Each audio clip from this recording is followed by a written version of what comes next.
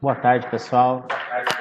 Na sexta-feira eu esqueci de apertar o botãozinho para gravar a nossa webconferência e então a gente hoje pede desculpa e vamos tentar fazer aqui uma gravação que de certa forma sintetize o que a gente havia conversado e discutido na sexta-feira.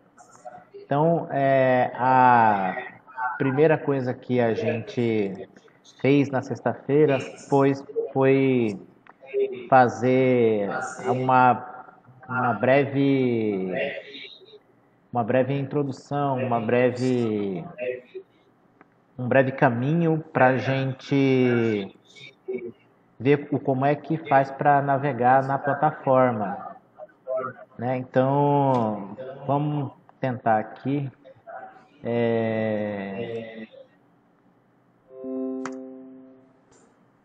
Compartilhar um pouquinho do que a gente sabe sobre a plataforma para ver se norteia o pessoal que está com uma dificuldade de entrar.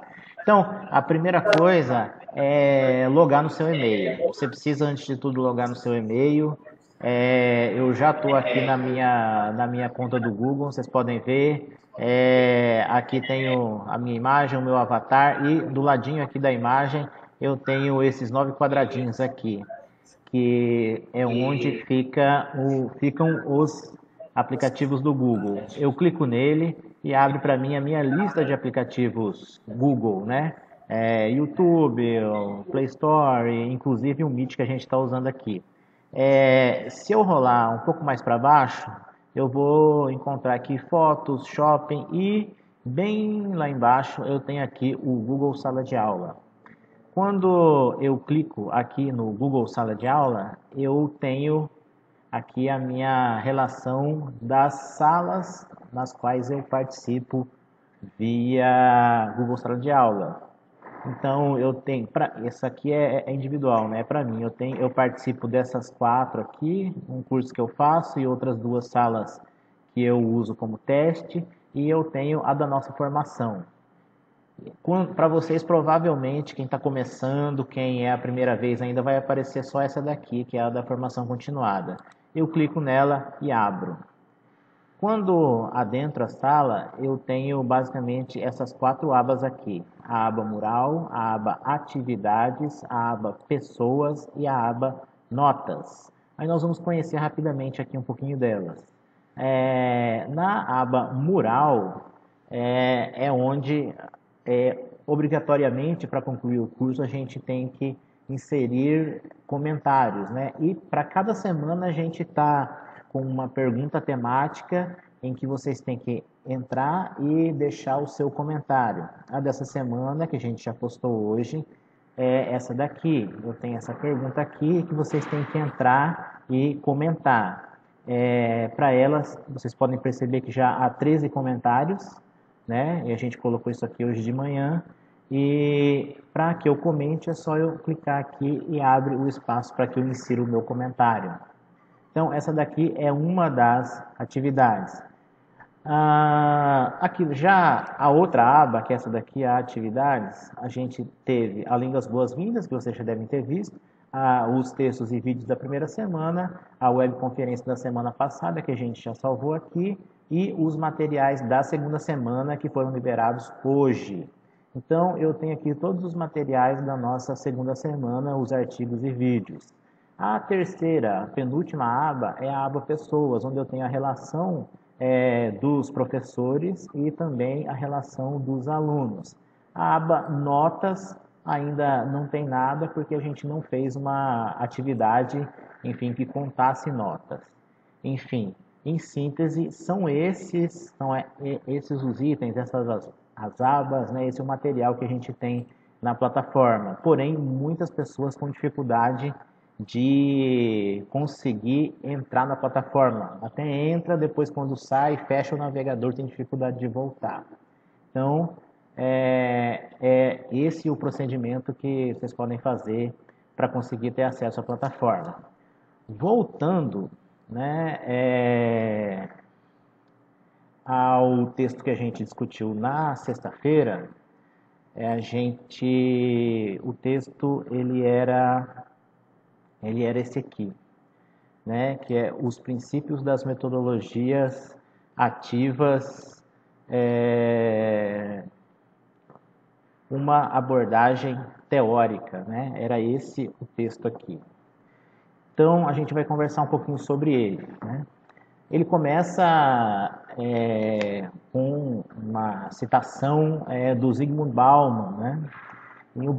Sobretudo nessa fase do Bauman que ele fala da passagem do chamado estágio sólido para o estágio líquido, né? Ele fala que essas relações e esse estágio do conhecimento, houve aí uma passagem e cada um desses estágios tem características próprias, né?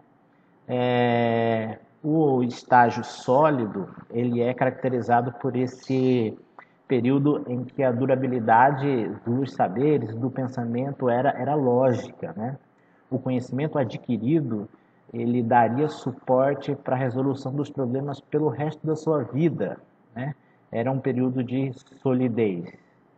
O Bauman, ele fala que posterior a esse estágio, a esse período, há o chamado estágio líquido, que vivemos na contemporaneidade, né? As características desse estágio líquido são a fluidez, a incerteza, a imprevisibilidade, a impermanência, com essa problemática, né, com esse modo de encarar esse conhecer e essas relações que os professores encontram os seus alunos quando vão para a sala de aula. Com isso, né, em oposição às experiências pedagógicas que tínhamos anteriormente, que eram sólidas e conteudistas, as atuais demandas sociais, elas vão exigir do docente uma nova postura, o estabelecimento de uma nova relação entre né, entre o professor e o conhecimento, uma vez que cabe a ele, primordialmente, a condução desse processo, o processo de aquisição do conhecimento. Então, se antes tínhamos lá na faculdade tudo o que a gente precisava saber para conseguir ser um bom professor, hoje, né, com esse estágio de relações cada vez mais fluido, nos escapando entre os dedos, é muito mais complicado. E com isso o professor tem mais dificuldade, com isso ele tem que se reinventar sempre, né? A partir disso, as autoras falam de um novo perfil do professor, né? De um professor que procure diversificar os saberes que são essenciais à sua prática, posto que os alunos que teremos, eles vêm de culturas e práticas e conhecimentos diversos.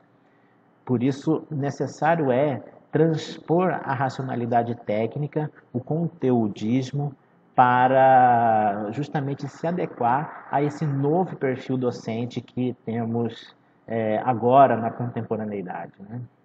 Os saberes necessários ao ensinar, eles não se restringem ao conhecimento dos conteúdos das disciplinas. Eu saber apenas o conteúdo da minha disciplina já não basta, já não é tudo, né?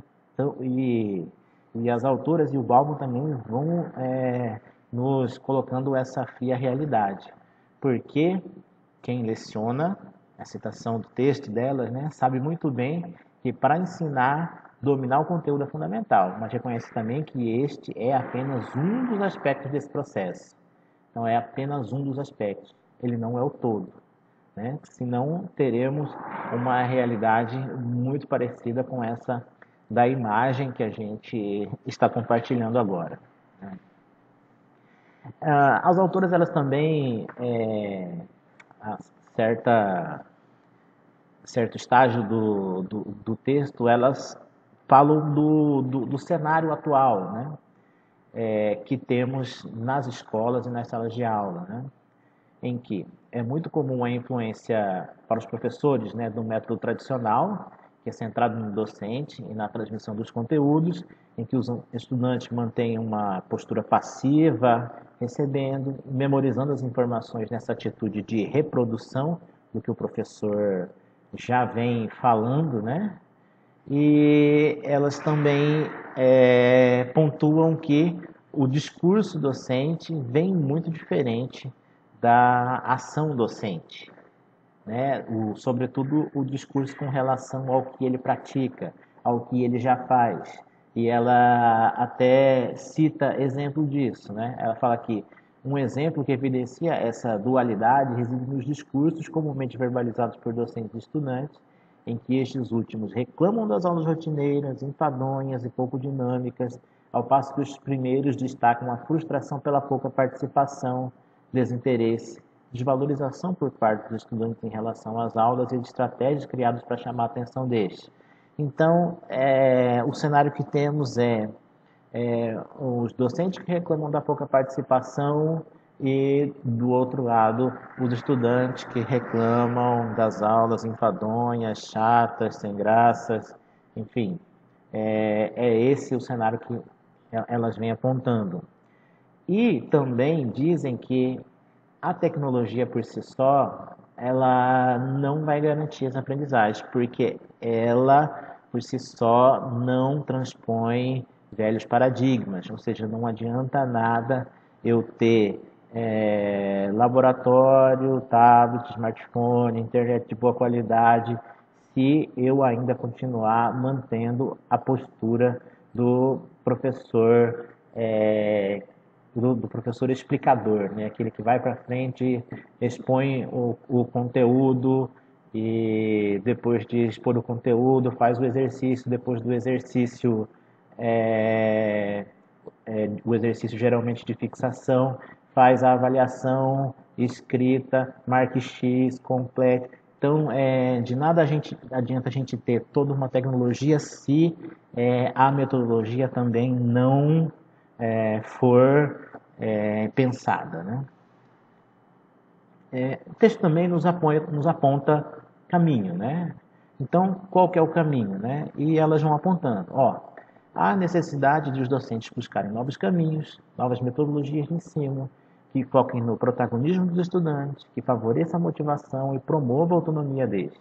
Assim, a atitude com oportunizar a escuta dos estudantes, valorizar suas opiniões, exercitar a empatia, responder aos questionamentos deles, encorajá-los, dentre outras, são favorecedoras da motivação e da criação de um ambiente que seja favorável à aprendizagem. O método ativo, ele vai propor um deslocamento da perspectiva, né?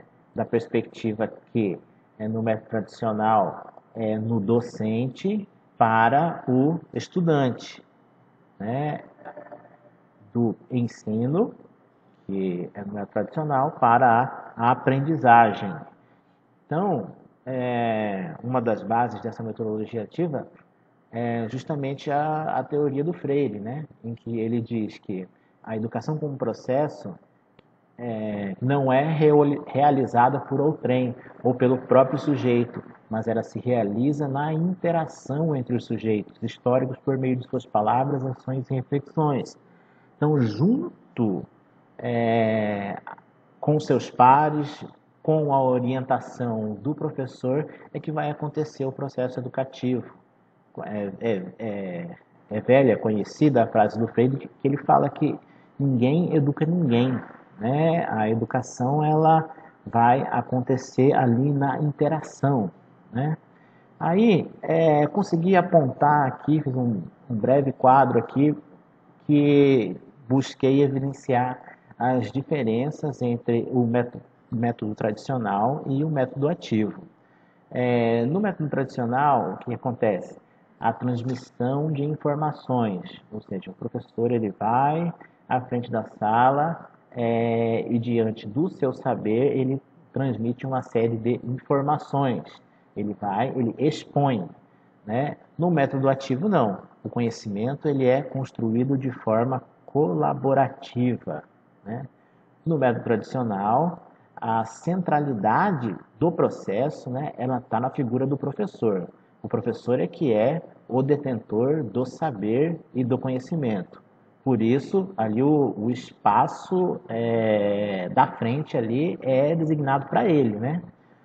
Porém, no método ativo, o que a gente espera é que haja um protagonismo do estudante, né? Um estudante tomando para si as rédeas da sua aprendizagem.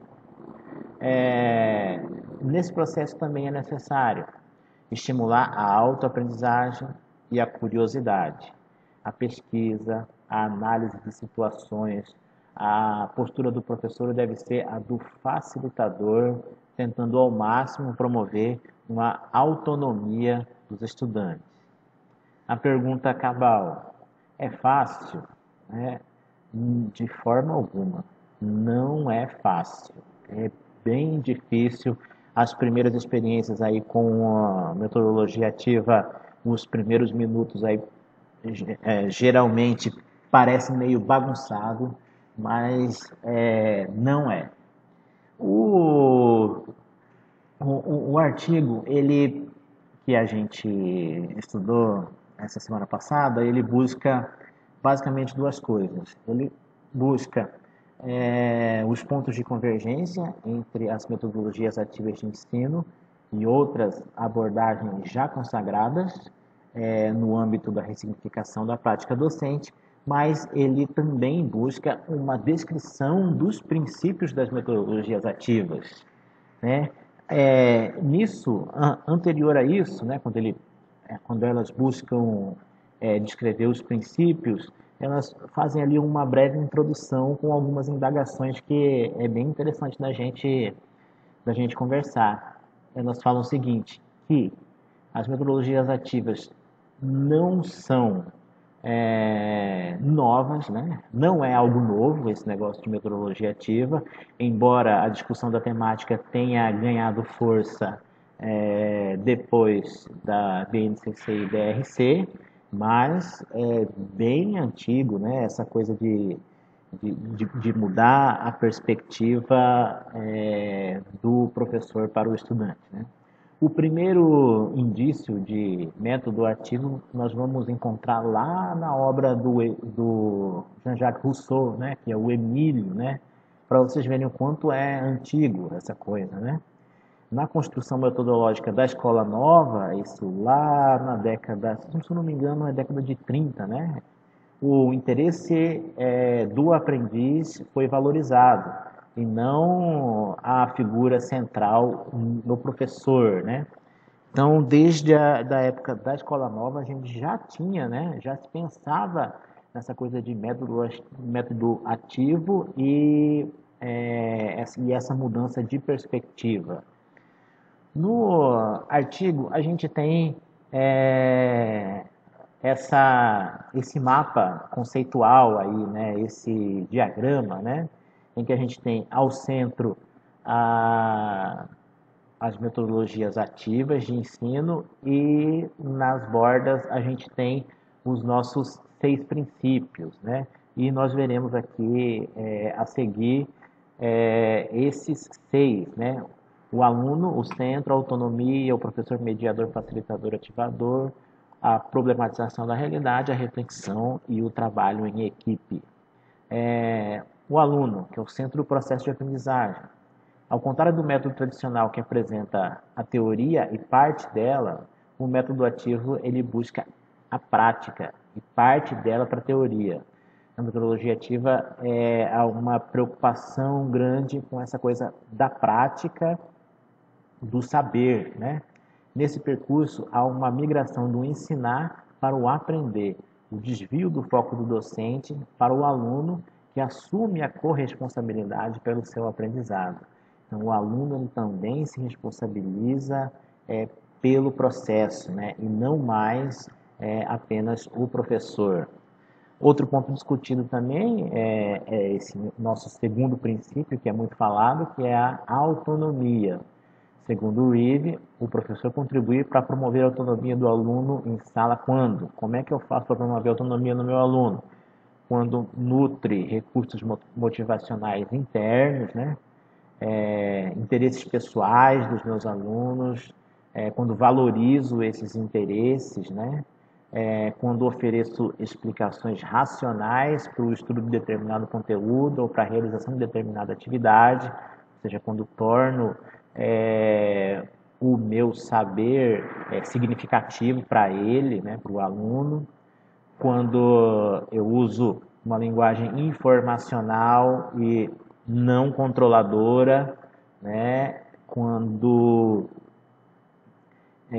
tenho uma postura que não seja essa autoritária, né? Quando sou paciente com o ritmo de aprendizagem dos alunos e quando reconheço e aceito as expressões de sentimentos negativos dos alunos. Todo dia eu adentro a minha sala e vejo os meus alunos fazendo cara feia, tendo atitude de negação, aquilo que eu quero ensinar. Eu preciso ligar o meu alerta para ver o porquê que isso está acontecendo, né? Que essas expressões de sentimentos negativos dele eu preciso entender para conseguir melhorar enquanto docente. Aqui o meu terceiro princípio, né, é o da problematização da realidade e reflexão. Problematizar implica em fazer uma análise sobre a realidade como uma forma de tomar consciência dela. Em outra instância, a necessidade de o docente instigar o desejo de aprender do estudante, problematizando os conteúdos.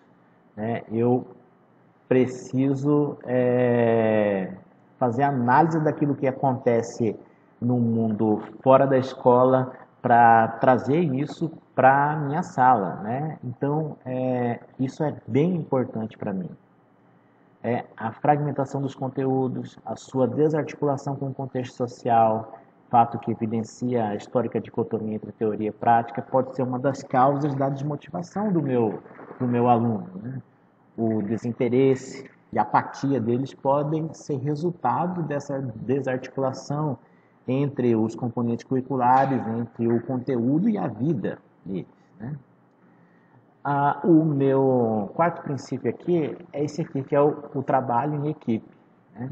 Esse movimento de interação constante com os colegas e com o professor leva o estudante a constantemente refletir sobre uma determinada situação, a emitir uma opinião acerca da situação, a argumentar a favor ou contra, expressar-se. Se, como o Paulo Freire dizia, a educação ela vai acontecer na interação, né, entre aqueles que participam do processo, então o trabalho em equipe torna-se talvez o mais importante na escola, né, por conta que é ali em que acontecerá a interação entre os pares, né? Então o trabalho em equipe ele é muito importante quando a gente pensa em metodologia ativa, né? Porque é ali que vai acontecer a interação, a reflexão, é ali que o aluno se vê obrigado a argumentar, a expressar-se. Então ele é bem importante, né? Aqui o meu penúltimo princípio, que é esse daqui, é o da inovação, né? O dicionário ele vai conceituar o termo inovar como introduzir novidade, renovar, inventar, criar, né? O Paulo Freire ele já dizia que o professor ele deve ser um anunciador da novidade, né? Então o professor ele tem que sempre se reinventar, buscar o novo, como a gente está fazendo agora, né? É preciso valorizar a inovação em sala de aula, renovando as metodologias, inventando metodologias ou criando metodologias. Então, eu não tenho condição de ter na minha escola um laboratório, eu não tenho condição de que todos os meus alunos tenham um tablet e eu vou criar uma outra metodologia para conseguir utilizar na minha sala, na minha escola. O meu outro princípio aqui é esse aqui, o professor mediador, facilitador, ativador. Percebe-se assim a importância do papel do educador, o mérito da paz com que viva a certeza de que faz parte de sua tarefa docente, não apenas ensinar os conteúdos, mas também ensinar a pensar certo, Daí a impossibilidade de vir a tornar-se um professor crítico se mecanicamente memorizador é muito mais um repetidor de frases e de ideias inertes do que um desafiador. Então, o professor ele tem que ser esse ser crítico, né? E não só, como Paulo Freire fala, um memorizador, um repetidor de frases, alguém que, de posse de um saber, vai estar aí à frente da turma repetindo de forma crítica esse saber, né? Ele deve ser um desafiador para que ele consiga provocar, para que ele consiga construir, para que ele consiga fazer com que os alunos reflitam os problemas deles de casa, ou mesmo na escola, na sociedade como um todo. Na sequência, eu passo aqui para minha parceira, a Ivete, que, que falará com a gente sobre as correntes teóricas, que é o nosso segundo item a ser explanado do artigo. Então, meu muito obrigado aqui, eu passo a palavra para Ivete. Então, obrigado, pessoal. Até semana que vem.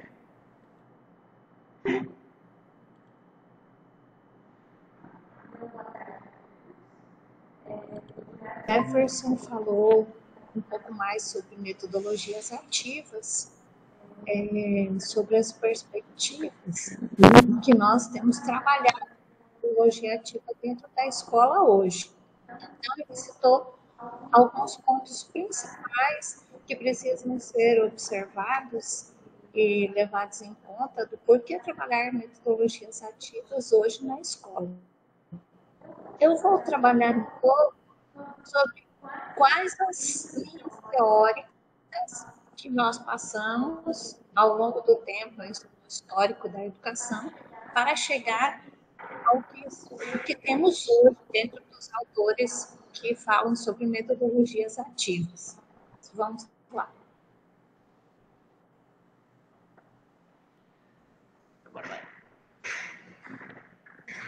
F5.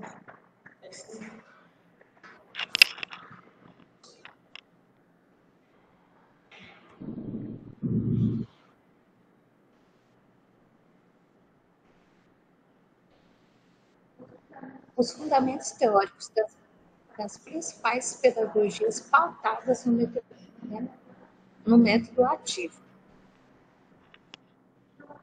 Então, nós vamos falar um pouco de interacionismo, mas vamos ver que o interacionismo ele se opõe ao inativismo e ao behaviorismo.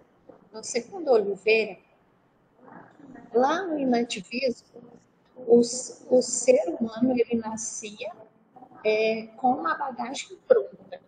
Ele nascia com uma bagagem de conhecimento pronta, ele nunca mudaria. Então, quais os equívocos que levavam essa teoria? Aquele equívoco que, de repente, nós até lembramos que o estudante aprende por si só. E que certos estudantes não têm habilidade para aprender. Então, se não tem habilidade para aprender, não adianta fazer nada. Então, eram esses dois principais erros que levavam à teoria do inativismo. O behaviorismo de Watts e Skinner, o ser humano é comparado a uma tábua rasa. Então, como que era visto isso? Ele aprende através de mecanismos de estímulos-resposta.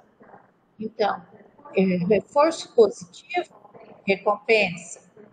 Reforço negativo, punição. Nós separarmos para lembrar, lá nós que já estamos há um longo tempo na caminhada da escola, aqueles cartazes de estrelinha que eram feitos antigamente, o reforço positivo, né? Sem pensar que, de repente, aquele aluno que nunca conseguia fazer as melhores tarefas, ganhava estrelinha, né? E aí aquele menino que nunca ganhava estrelinha, de repente ele pensava que ele era aquele aluno que não aprende mesmo. e ficava por isso mesmo. O interacionismo, o construtivismo, ele vem de Piaget, vem se opor a essas teorias, o inativismo e o behaviorismo. Enquanto o inativismo e o behaviorismo vem falando que o aluno não aprende, que ele já nasce com conhecimento, ele é uma tábula rasa, vem Piaget dizendo que considera o aluno como um sujeito ativo, que para construir seus conhecimentos se apropria dos elementos fornecidos pelos professores, pelos livros didáticos, pelas atividades realizadas em sala e por seus colegas. Então, Piaget já vem colocando uma perspectiva mais ampla sobre a aprendizagem. Na visão interacionista, o professor ele oferece um ambiente afetivo na sala de aula que seja favorável ao aprendizado. Ele organiza um espaço para que a voz do estudante seja ouvida. Ele sugere estratégias de aprendizagem e recomenda leituras. Então, a gente percebe que a visão interacionista ela já coloca o aluno como ser mais ativo na história, porém ainda não está especializada na aprendizagem, mas sim no professor, né? Os princípios teóricos, os principais teóricos dessa corrente são Jean Piaget, que desenvolveu um olhar sobre as etapas do desenvolvimento cognitivo como sucessivas, que tem uma sequência invariável. Então, lá dos 0 a 2 anos, a criança estaria no estágio sensório, que é onde o bebê entende o mundo por meio de seus sentidos e de suas ações motoras. De 2 a 6 anos, a criança estaria no estágio pré-operatório, símbolos para representar objetos, usa lógica simples. Dos 7 aos 12 anos, ela estaria na fase das operações, onde usa operações mentais, manipulações mentais e físicas. E dos 12 anos para frente, ele já é da adolescência para frente, ele vai ampliando essas operações mentais para imaginar, pensar, consegue criar, né? Então, Piaget pensava nesse sentido. Agora vem Leontiev, Lev Vygotsky, que concebeu uma perspectiva mais social interativa ao interacionismo. Para ele, a interação é fundamental para o desenvolvimento cognitivo do indivíduo, por provocar constantemente novas aprendizagens a partir da solução de problemas sobre a orientação e colaboração de crianças ou adultos mais experientes. Então, a principal contribuição de Vygotsky é essa questão da interação social. Agora nós vamos ver a aprendizagem de experiência. O John Dewey, em 1978, ele diz que não deve haver separação entre vida e educação. Então, os educandos estão, de fato, vivendo como não estão em ambiente escolar. Então, o que eles estão vivendo lá fora da sala de aula? Isso não é aprendizagem? Né? Isso é aprendizagem. A criança não aprende apenas dentro da escola. A escola precisa proporcionar momentos de aprendizagem que façam sentido para o aluno. Então, levando em conta essa questão de que a criança não aprende apenas dentro da escola, precisamos pensar o que realmente faz sentido para aquela criança que vive em espaços diferentes. Os objetivos devem abarcar o contexto do estudante, para que este possa refletir sobre ele. Então, começa-se a pensar que precisamos dar exemplos quando vamos trabalhar com objetivos lá na sala de aula, que não sejam distantes da realidade da criança. Porque de nada adianta eu citar algo que ela nunca viu e fazer relações com os outros objetivos que eu quero que ela aprenda, porque ela não vai fazer relação, ela não sabe o que é aquilo. Moreira, em 2011, já menciona a dicotomia entre aprendizagem significativa e mecânica de Ausberg. Na primeira, aprendizagem significativa, a nova informação é relacionada de maneira substantiva e não arbitrária a um aspecto relevante da estrutura cognitiva. É o que eu acabei de falar. Se eu consigo entender algo, que eu ouvi uma explicação, que eu li, que eu estudei, eu consigo fazer relação com aquilo que eu já sei sobre esse objeto, eu consigo aprender. Agora, quando não tem nada para me fazer uma relação, não há aprendizagem. Na aprendizagem mecânica, a nova informação não interage com aquela já existente na estrutura cognitiva. Decora fórmulas, macetes. Então, na aprendizagem mecânica, o aluno não é levado a fazer relações com informações que ele já tem. Ele não é levado, ele simplesmente é levado a decorar, a repetir, para memorizar. Não precisa entender. John Dewey define 5 condições para uma aprendizagem que demonstram uma aproximação com o método ativo. Então, é isso que nós estamos querendo ver aqui, né? O que aproxima com o método ativo e o que não, das teorias que vêm embasando a educação. Só aprende o que se pratica. Veja só, número 2. Mas não basta praticar. Não adianta só praticar. É preciso haver reconstrução consciente da experiência. Aprende-se por associação. Não se aprende nunca uma coisa só. Toda aprendizagem deve ser integrada à vida. Então, são várias situações que são necessárias dentro da metodologia ativa para que haja aprendizagem. Lá no primeiro dia, nós vimos aquela pirâmide, lembra? De como que nós aprendemos, as porcentagens que nós aprendemos lendo, praticando, fazendo, participando. E eu acredito que essa lista de situações aqui perpassa por isso, né? As metodologias ativas na perspectiva freiriana, que o Jefferson também já comentou várias coisas hoje sobre Paulo Freire, né?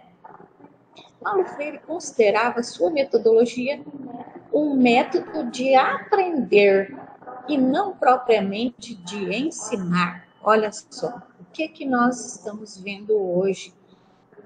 Que nós precisamos pensar a educação centrada na aprendizagem, como o aluno aprende, e não centrada no professor. Mais próxima de uma teoria do conhecimento do que uma metodologia de ensino propriamente dita. O processo educativo ocorre e está centrado na mediação educador-educando. Então, é ali que acontece a aprendizagem, essa mediação. Então, hoje não é o mais importante para ser professor hoje, é claro que temos que saber o conteúdo, com certeza. É básico saber o conteúdo, mas saber mediar o conteúdo educador-educando passa a ser mais importante ainda. Ao educador, cabe mostrar ao educando que ele traz consigo, olha só, como muda essa perspectiva, fazer com que o aluno perceba que ele é capaz, que ele consiga perceber as coisas que ele traz da vivência dele, e que isso é importante, dar valor ao que ele já sabe, né? As suas experiências, tarefa de auxiliar na organização desses conhecimentos, relacionando aos saberes trazidos pelo educando com os saberes escolares. Como isso é importante, não é tão fácil, né? Que nós temos lá numa sala de aula com 30 e poucos alunos, muitas vezes, tantas diferenças, tantos alunos que têm mais bagagem cultural, outros que têm menos bagagem cultural, e precisamos saber trabalhar com tudo isso. A valorização da sua cultura e da sua oralidade. Então, Paulo Freire fala muito sobre essa questão de valorizar cultura e oralidade de cada aluno. Paulo Freire teve uma vida muito sofrida, ele era muito pobre, e ele fala muito disso nas suas obras. E talvez um pouco por isso a questão de valorizar a linguagem do aluno. Como que eu quero que o aluno se aproprie da linguagem, da língua portuguesa, se eu não valorizo a sua própria oralidade? O fortalecimento da consciência crítica dos alunos na escola, levando uma postura autônoma e ética. Então, a metodologia ativa hoje, ela está fortemente ligada à questão de criar uma consciência crítica nos alunos, para que eles se sintam protagonistas da situação, consigam participar, dizer o que pensam e futuramente conseguir ser seres humanos, ser cidadãos autônomos, né? A ressignificação da sala de aula enquanto espaço de interações entre os sujeitos históricos e o conhecimento, o debate, a curiosidade, o questionamento, a dúvida, a proposição, a assunção de posição, resultam, sem dúvida, em protagonismo e em desenvolvimento da autonomia. Então, esses todos citados acima são pré-requisitos para que eu consiga fazer metodologia ativa na sala de aula. São elementos essenciais para fazer metodologia ativa. E fazer metodologia ativa é fazer tudo isso que nós citamos aqui acima. Desenvolver no aluno o protagonismo e o desenvolvimento da sua autonomia. O principal objetivo da educação é criar pessoas capazes de fazer coisas novas e não simplesmente repetir o que as outras gerações fizeram. Jean Piaget. Obrigada a todos.